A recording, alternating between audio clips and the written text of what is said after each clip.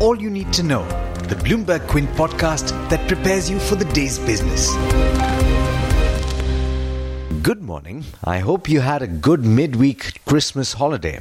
I'm Alex Matthew and this is the daily morning update from Bloomberg Quint. Today is the 26th of December. Here's the top news.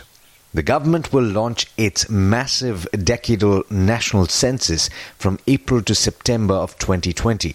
It will also undertake the updation of the National Population Register, which was last updated in 2015. Union Minister Prakash Javadekar stressed that this would be a separate exercise from the controversial National Register of Citizens and that no proof or document will have to be submitted. While announcing decisions taken by the cabinet on Tuesday, he said anyone who lives in India will be counted in the census and that this will help the delivery of targeted benefits. He also said there will be no requirement of any biometric data.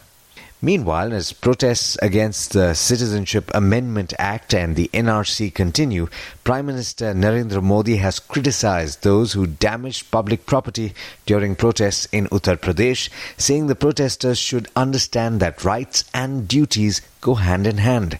The National Company Law Appellate Tribunal has dismissed petitions filed by the Income Tax Department which raised objection to the approval granted to Reliance Jio Infocom's scheme to hive off its fibre and tower business into two separate units.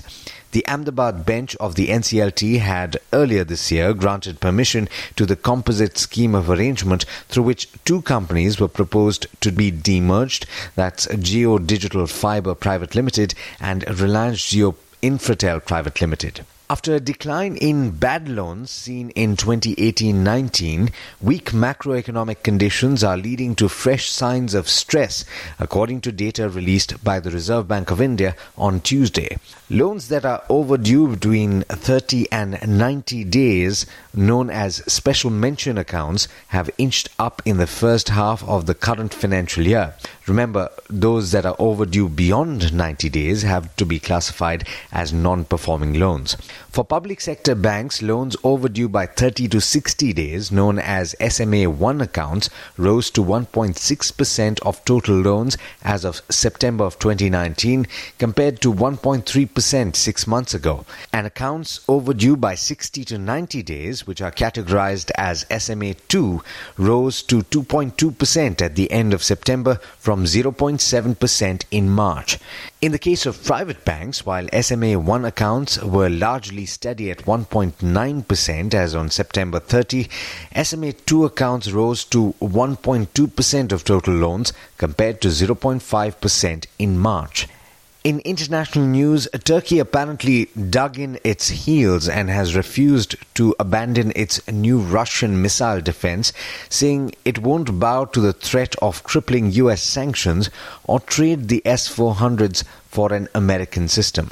Iranian authorities have shut down mobile internet access across several provinces and security has been heightened in Tehran, according to the Iranian labor news agency, as mourning ceremonies approach for protesters killed last month in a government crackdown.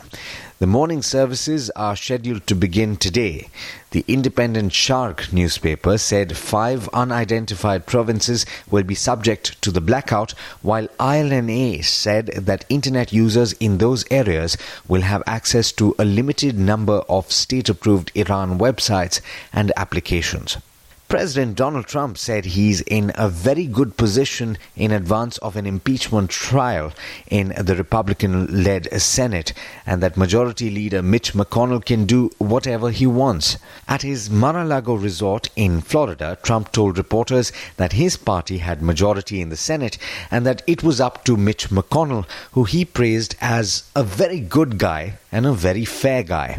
Now, there's not too much to tell you about the global financial markets. Most of them remain closed for the Boxing Day holiday. So, let me hand it over to Darshan Mehta, who will tell you all about the trade setup for the day here in India.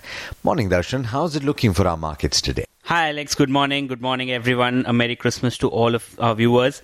The global markets currently are absolutely muted. The SGX Nifty is indicating a flattish outlook. Even yesterday, when most of the global markets were shut and the SGX Nifty was on, that ended up absolutely flat in trade. So no major cues coming in from the SGX Nifty. But lots of stocks to watch out for. Bharti Infratel will be in focus along with Bharti Airtel and Vodafone Idea. Bharti Airtel has extended the long stop date for Indus Tower deal till February 24th due to the lack of approval. The management says there can be no assurance that the merger can be completed within the extended time frame.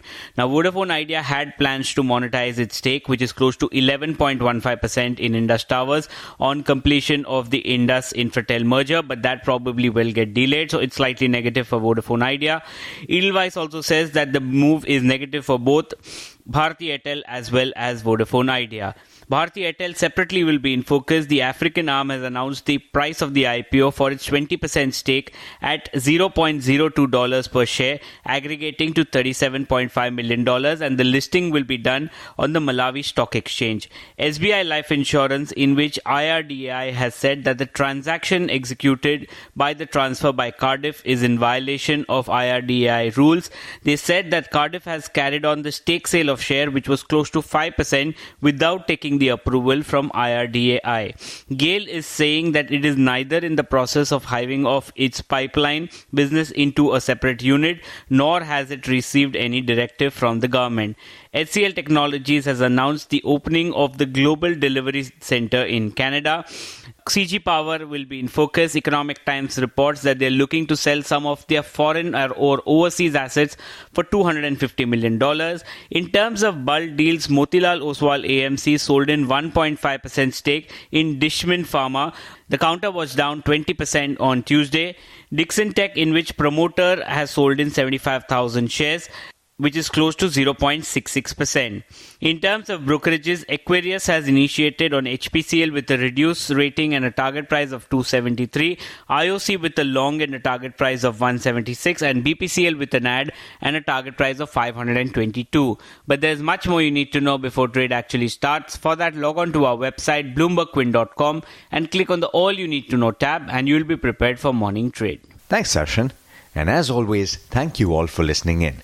There's a lot more on the website bloombergquint.com, so don't forget to check it out over the course of today. This is Alex Matthews signing off. Have a great day. I hope you enjoyed listening to All You Need to Know. Did you know that you could listen to the show on the IVM Podcast app? On the IVM Podcast app, along with this, we have a number of other shows which you think you'll enjoy. Listen to Cyrus Says with Cyrus Brocha as the host. Listen to Pesa Vesa with Anupam Gupta. The Scene and the Unseen with Amit Verma. Or Shunya One hosted by Shiladitya Mukhopadhyay and myself. Check out the IVM Podcast app to get more talk content that you will enjoy.